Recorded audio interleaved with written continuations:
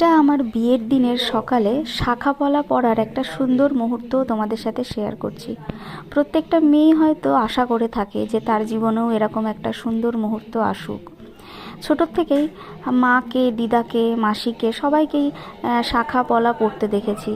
কখনো যে আমার জীবনে এই দিনটা চলে আসবে এটা একটুখানি মনের মধ্যে হয়তো ছিল, কিন্তু এইভাবেও চলে আসবে মানে বুঝতে পারিনি।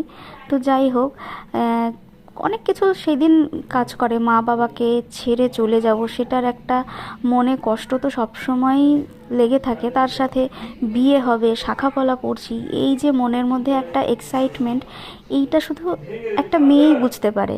মানে তার জীবনে যখন ঘটে সেটা প্রত্যেকটা মেয়েই হয়তো আজকে আমার সাথে রিলেট করতে পারবে। তো আমারও ঠিক সেই রকমই সবার মতো অবস্থা।